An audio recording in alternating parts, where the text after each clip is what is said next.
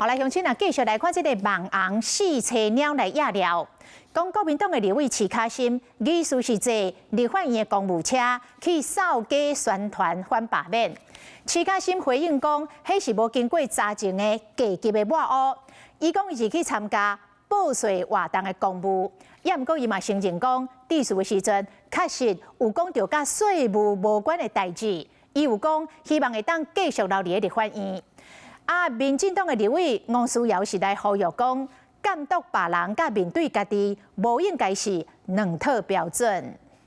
早伫立法院内底停车格，一台黑色的公务车，车号 BLH2835特别显榜，因为网红四菜鸟伫面车顶悬压了讲，国民党立委齐卡心顶个月去扫街宣传反罢免的时，就是坐这台车。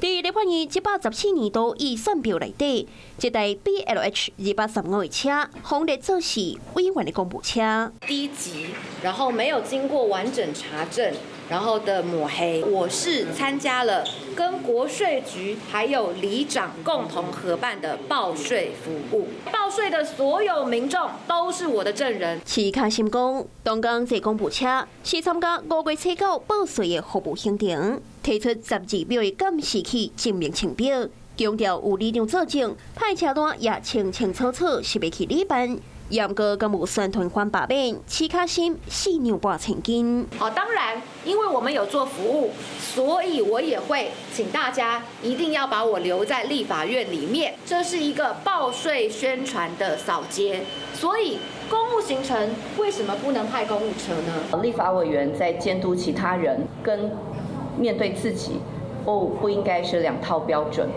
不要永远是宽以待己，严以待人。前一天，齐卡心才指控监委滥用公务车，这回伊家己使用立法院公务车用途甲方式，也互提出来检视。Hello， 我是张新文。想要抢先掌握最及时的新闻资讯吗？赶快订阅、按赞、开启小铃铛，锁定华视新闻 YouTube 频道。